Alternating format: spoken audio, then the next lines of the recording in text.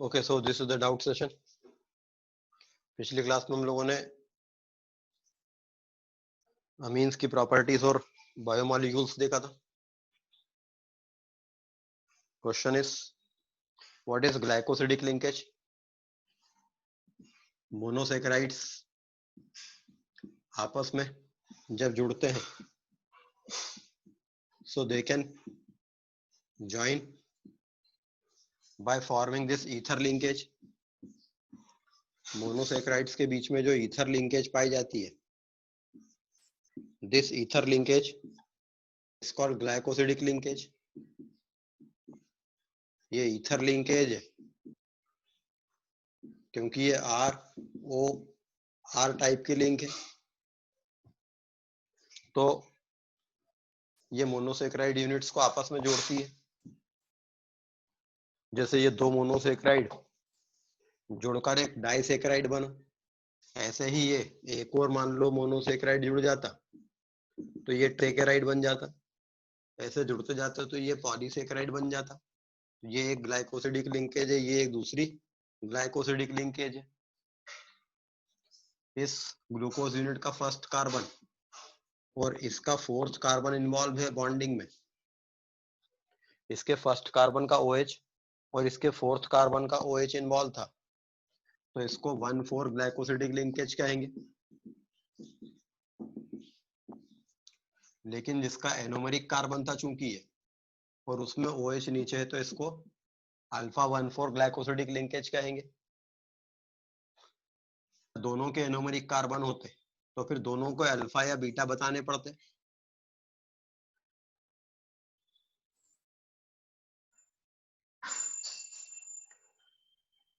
What is mutarotation? Mutarotation क्या होता है?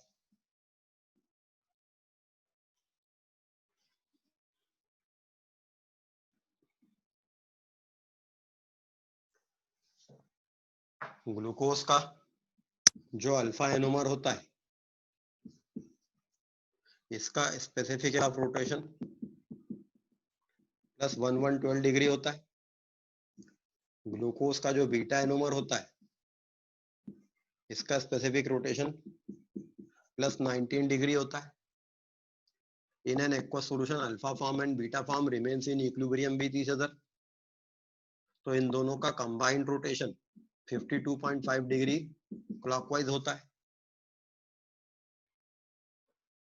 तो अगर आपने पानी में प्योर अल्फा डी ग्लूकोज के क्रिस्टल्स डाल दिए, आफ्टर सम टाइम इसका specific angle of rotation 112 degree रहेगा, but after some time it will change to plus 52.5 degree, क्योंकि इसमें अल्फा से बीटा फॉर्म बन जाएगा, इक्विलिब्रियम फॉरवर्ड जाएगा थोड़ा। या आपने प्योर बीटा फॉर्म के क्रिस्टल डाल दिए होते, इसका एंगल ऑफ रोटेशन प्लस 19 रहता, लेकिन थोड़ी देर बाद 52.5 डिग्री पे आ जाता। तो this change of angle of rotation due to conversion anomers is called म्यूटा rotation.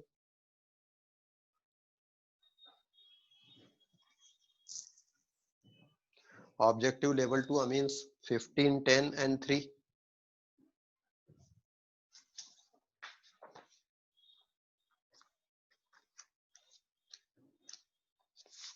Amines level 2 objective 15 पहले मैंने क्लास में बता दिया था। मॉलिक्यूलर फार्मूला से चेक कर लेंगे, आंसर ए ही आएगा, और कुछ हो नहीं सकता क्योंकि कार्बन अलग है उनमें। 10 which of the following does not give ethylamine on reduction? Reduction पर कौन इथाइल अमीन नहीं देगा?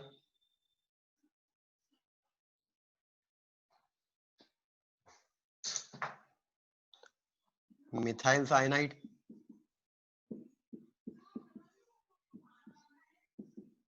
ये रिड्यूस होने पर मिथाइल अमीन देगा, इथाइल अमीन देगा। Ethyl nitrite,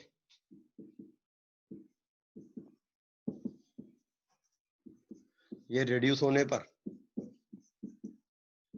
nitrite group NH2 में बदल जाएगा। नाइट्रोइथेन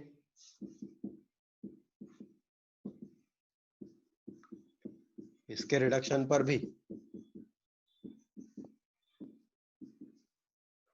ये ग्रुप मिलेगा, एसिटामाइड CH3 CONH2, इसका रिडक्शन सिर्फ LiAlH4 से होगा।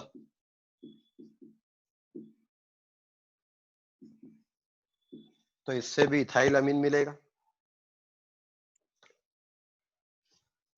नाइट्रोइथेन से इथाइलअमीन मिलना था, उससे इथाइलअमीन मिलेगा, साइनाइड से मिलना है। इसमें ये ONO है, ये ऑक्सीजन से बॉन्डिंग है, इसलिए यहाँ पर ये NH2 ग्रुप नहीं होगा, बिकॉज नाइट्रोजन से बॉन्डिंग नहीं है, अल्कोहल दे देगा। तो और बी होना चाहिए, इससे इथाइलअमीन नहीं मिलेगा। लेवल 2 ऑब्जेक्टिव क्वेश्चन 3 पहले बता चुका हूं। पहले बताए हुए क्वेश्चन फिर से पूछोगे तो नहीं बताऊं कि आप लोग ध्यान नहीं देते हो क्लास में। Can glucose also form 7-member ring to form acetal? Glucose acetal बनाता है 6-member रिंग में, 7-member रिंग में नहीं बनाता है।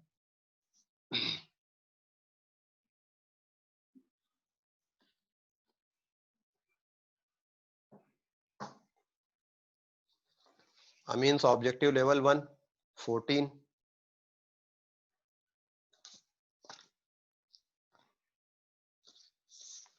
क्लास में बता चुका हूं।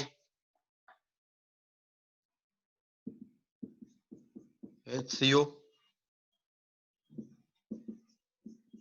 NHR POCl3 से हीट करने से वाटर निकल जाए, RN double bond C double bond O बनेगा। Amines objective level 1 question number 13, amines objective level 1 question number 13, C6H5 NH2 Na2 Cr2O1 H+, इसमें आंसर दे रखा है A C6H5 CHO C6H5 COOH C6H5 CH2OH and none. None answer ही तो होगा, carbon का कोई सोर्स ही नहीं है, 6 कार्बन है, इन तीनों में तो 7 carbon.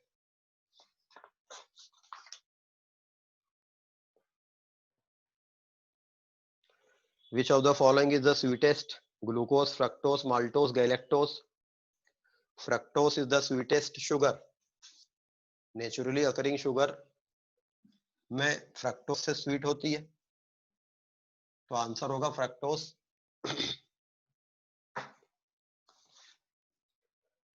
How to predict migratory aptitude? Phenol की मेथड ऑफ प्रिपरेशन पढ़ाई थी, उसमें रिवाइज करो उस चैप्टर को।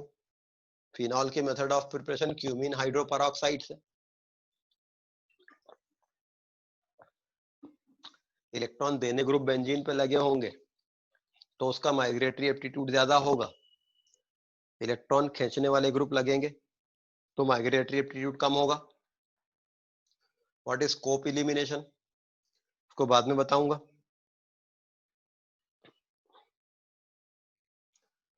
The order of nucleophilic addition of acetyl chloride, acetone, acetamide, acetic acid, acetic anhydride. Acetyl chloride में लीविंग ग्रुप ज्यादा अच्छा है, एसीटोन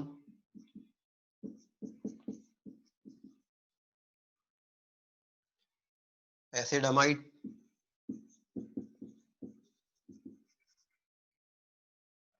एंड एसिटिक एनहाइड्राइड।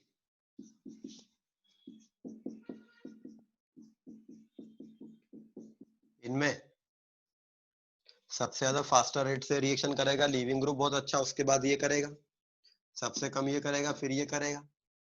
तो सबसे पहले इसका नंबर होगा, उसके बाद रहेगा, थर्ड नंबर पर ये रहेगा, फोर्थ नंबर पर ये रहेगा।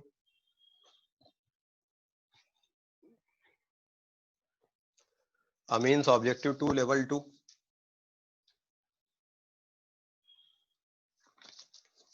The reagent which can convert an alkyl amine into alkyl chloride.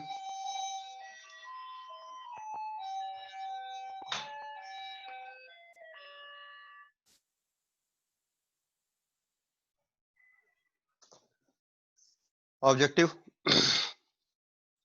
Level 2 question number 2. The reagent which can convert alkyl amine into alkyl chloride. बताया था क्लास में टिल्डन रिएजेंट NOCl ये NO पॉजिटिव देता है तो ये डाइजोनियम में convert देगा इसको, इसके बाद कार्बोकेटायन बनेगा, मीडियम में क्लोराइड आयन है इसको क्लोराइड आयन में कन्वर्ट कर देगा। तो answer is a Tilden reagent. Amines objective 2 question number 8। NH2 group shows acidic nature while reacts with the reagent. NH2 group कौन से रिएजेंट से एसिडिक नेचर शो करता है? सोडियम मेटल है, ये इससे एसिडिक H निकाल लेगा तो यहां पर ये एसिडिक नेचर शो कर रहा है। बाकी अमीनो ग्रुप BH2 के साथ में Br2NaOH के साथ में एसिडिक नेचर या वाटर के साथ में नहीं शो करेगा। सोडियम बहुत एक्टिव मेटल है जो एसिडिक H निकाल लेता है। स्ट्रक्चर ऑफ 1,6 ग्लाइकोसिडिक लिंकेज,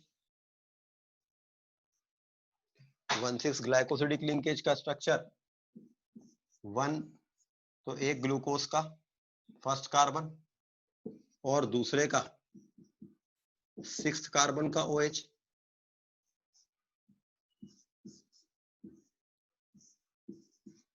ये एक ग्लूकोज है, इसका फर्स्ट कार्बन और दूसरे का 6th कार्बन का OH कंडेंस कर दे तो ये 1,6 ग्लाइकोसिडिक लिंकेज बन जाएगी। और चूंकि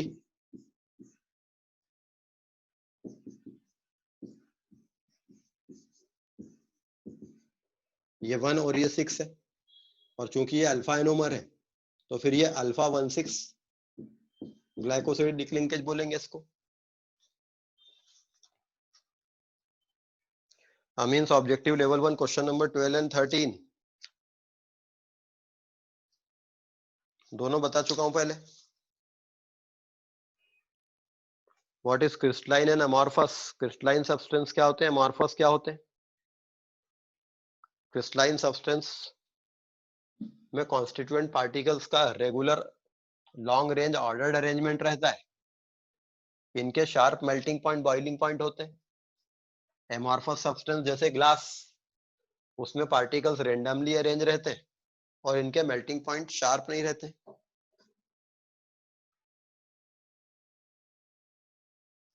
इस glucose also shows other aldehydic properties.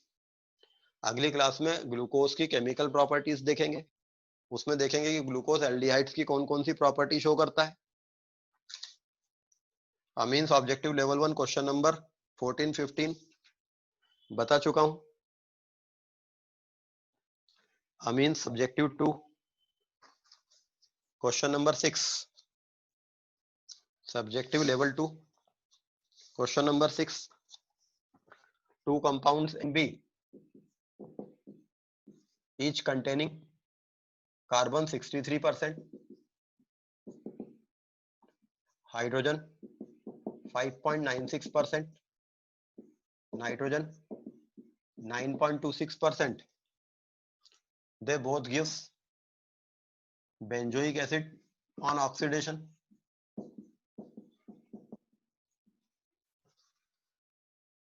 Both dissolves in NaOH. दोनों NaOH में डिसॉल्व हो जाते हैं।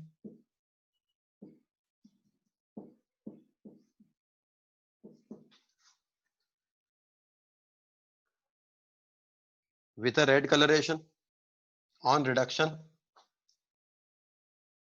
A and B yields amines C and D respectively. Reduction पर इससे अमीन मिलती है C और D respectively. C but not D can be resolve into optically active isomers. C को ऑप्टिकली एक्टिव आइसोमर्स में रिजॉल्व कर सकते हैं।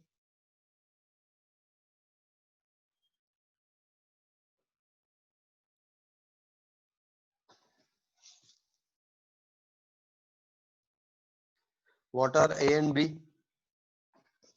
तो यहाँ पर परसेंटेजेस का सम 100 में, मतलब इसमें ऑक्सीजन प्रेजेंट है। यहां से इसका एम्पिरिकल फार्मूला निकाल लेंगे। ऑक्सीडेशन पर दोनों से बेंजोइक एसिड मिल रहा है, मतलब बेंजीन रिंग पर यहाँ कोई ग्रुप लगा है कार्बन टेनिंग, और इनके रिडक्शन से चूंकि आपको सी और डी अमीन मिल रहे हैं, मतलब ये cyanide group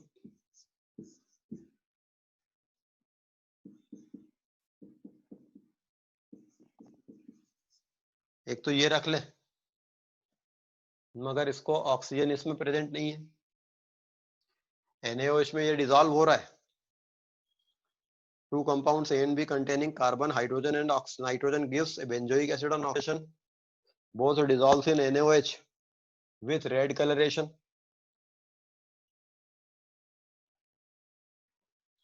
On reduction, A and B yields amines C and D respectively.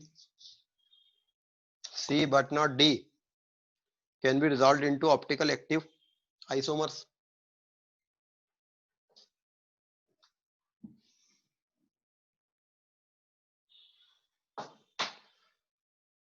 इनके रिडक्शन पर ये अमाइड हो सकते हैं। अमाइड के रिडक्शन से आपको अमीन मिलेगी, और ऑप्टिकली एक्टिव अमीन इससे मिल सकती है। मगर अमाइड होगा तो ये NaOH में डिसॉल्व नहीं होगा। Both dissolves in NaOH solution with a red colouration. इसका मॉलिक्यूलर फार्मूला नहीं दिया हुआ है, तो इसके मल्टीपल आंसर हो जाएंगे। नाइट्रो ग्रुप दिया हुआ है, बट इसके मल्टीपल आंसर हो सकते थे, क्योंकि इंपीरिकल फार्मूला दिया है, तो मॉलिक्यूलर फार्मूला इसके कई सारे हो सकते हैं। पीछे जो आंसर दिया है वो ये दिया है। तो रिडक्शन पर अगर ये बी है तो इसके रिडक्शन पर ये अमीन मिलेगी, और ए अगर ये है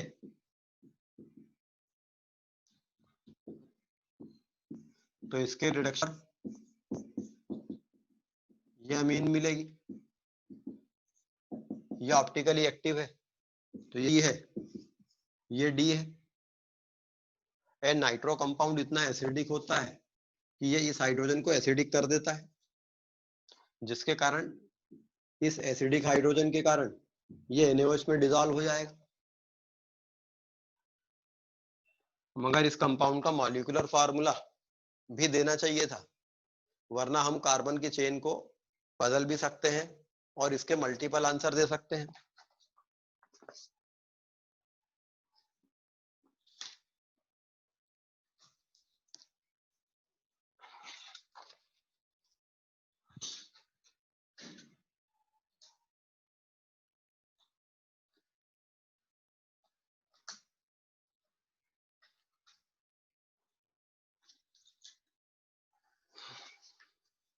difference between anomers and ईपीमर्स।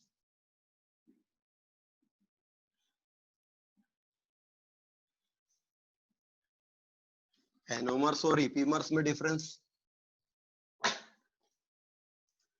Glucose के ये जो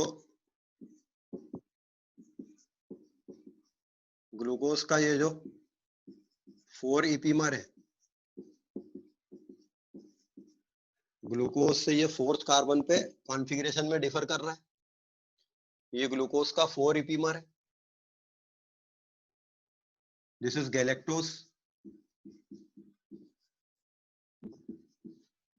एंड दिस इज ग्लूकोज।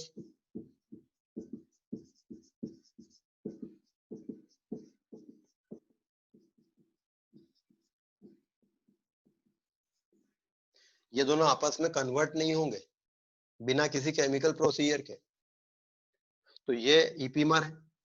लेकिन अल्फा ग्लूकोज बीटा ग्लूकोज में via open chain form convert होता है, तो वो एनोमर है। Objective level 1 amines question number 13 बता चुका हूं। Despite having aldehyde group, glucose does not give Schiff's test. Schiff's reagent weak हो जाता है, ग्लूकोज टॉलरेंस रिएजेंट टेस्ट दे देगा। लेकिन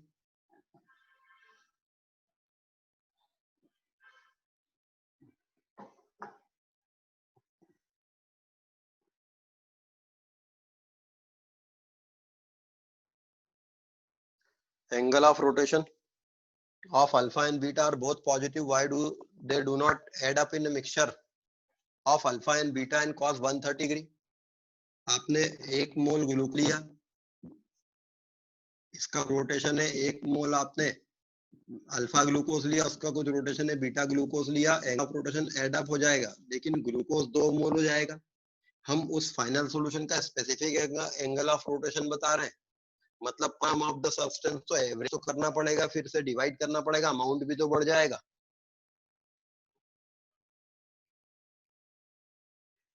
If we reduce polyhydric alcohol glucose with HiO4, will the ether link break?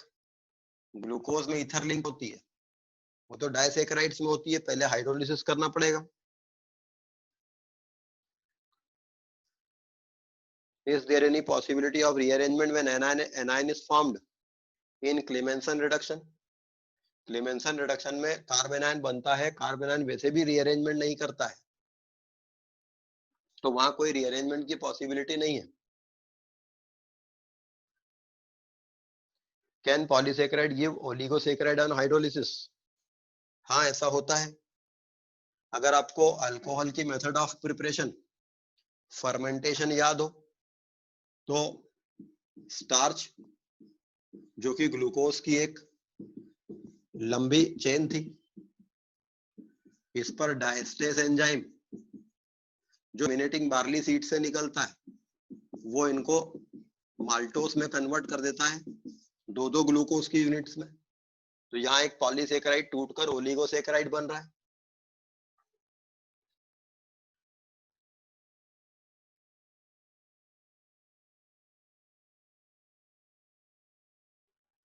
C2H5Br plus AgCN,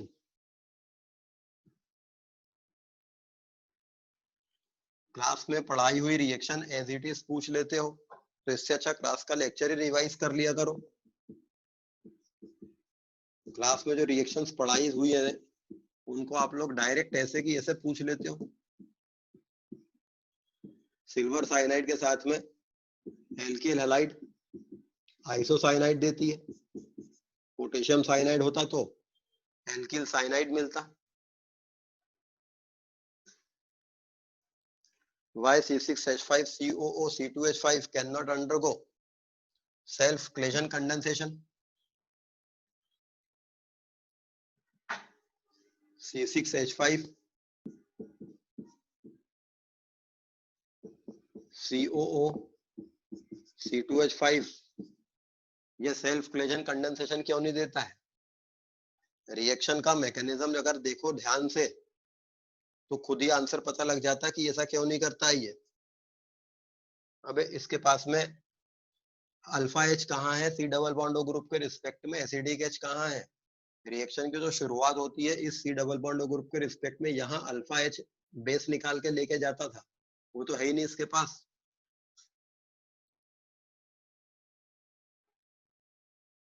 reaction of Br2CH3COOH on carbonyl group, ये alpha carbon पर bromination कर देता है। अगर हमारे पास में ये है और इसकी रिएक्शन Br2 एसिटिक एसिड से कराएंगे, तो ये अल्फा कार्बन पर ब्रोमिनेशन कर देगा।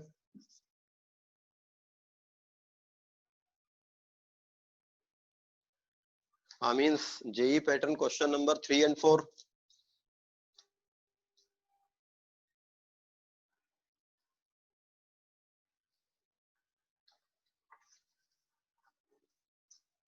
JEE pattern, question number 3 and 4. Baker-Mulliken test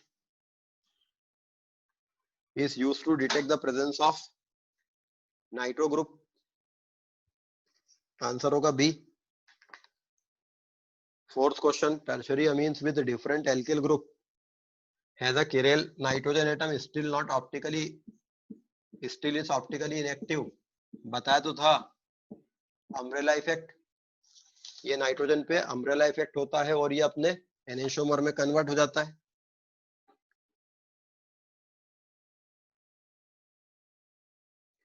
तो सही आंसर होता अम्ब्रेला इफेक्ट. ये आंसर में दिया है chiral nitrogen atoms can not rotate plane polarise light. ये गलत बात है. The lone pair prevent the rotation plane polar light. एक तरह से कह सकते हैं क्योंकि इस लोन पेयर के कारण अम्ब्रेला इफेक्ट होता है.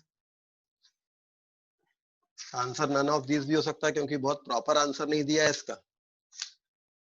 हाँ, नन ऑफ दीज ही है.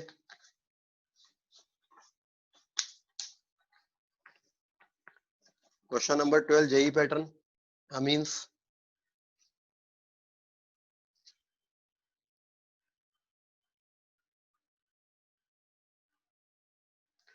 इलेक्ट्रॉन खींचने वाले ग्रुप अगर पैराग्राफ को पढ़ोगे तो इलेक्ट्रॉन खींचने वाले ग्रुप लगे होते हैं तो रिएक्टिविटी को बढ़ा देते हैं.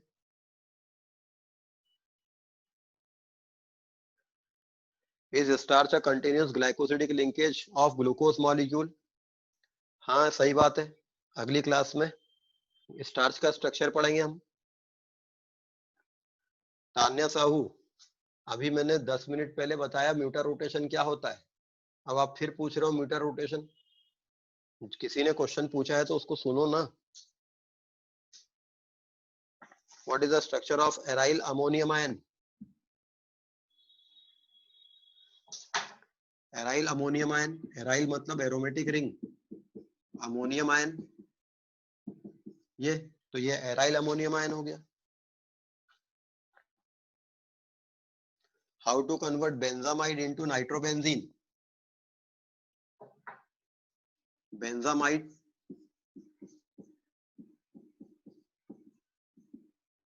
को नाइट्रोबेंजीन में कन्वर्ट करना है.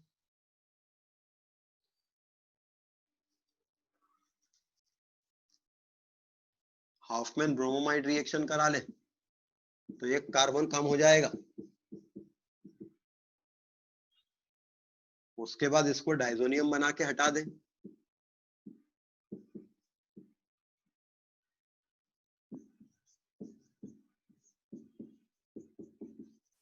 ग्रुप डाइजोनियम बना लिया.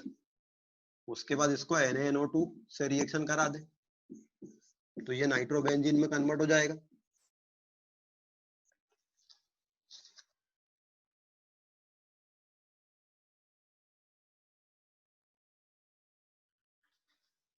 How do you explain the absence of aldehyde group in the pentacetate of D-glucose? अगली क्लास में आएगा ये. भूवी मंगवानी, प्लीज एक्सप्लेन डाइस्टीरियोआइसोमेरिज्म. अगर दो स्टीरियो आइसोमर हैं, अगर वो दोनों एक दूसरे की मिरर इमेज है तो वो एनेंटियोमर कहलाते हैं. लेकिन दो स्टीरियो आइसोमर एक दूसरे की इमेज नहीं है मगर वो स्टीरियो आइसोमर तो है तो वो डाइस्टीरियो आइसोमर कहलाते हैं.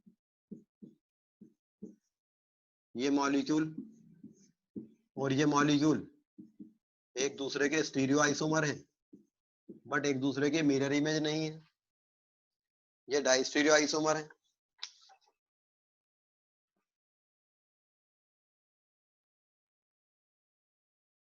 ऑक्सीडेशन ऑफ नाइट्रो कंपाउंड्स, पिछली क्लास का लेक्चर रिवाइज कर लो. पूरी रिएक्शंस बताई तो थी.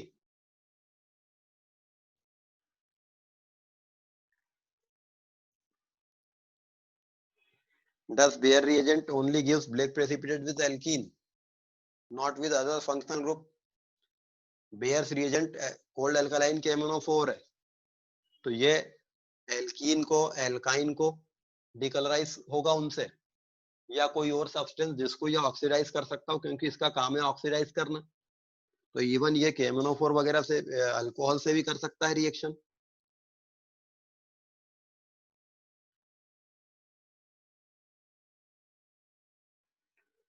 H2PtCl6 क्लोरोप्लेटिनिक एसिड से अमीन की रिएक्शन क्या होगी? अमीन जो रहेंगे प्लेटिनम के साथ में एज ए लिगेंड कॉम्प्लेक्स बना लेंगे। और कोई डाउट?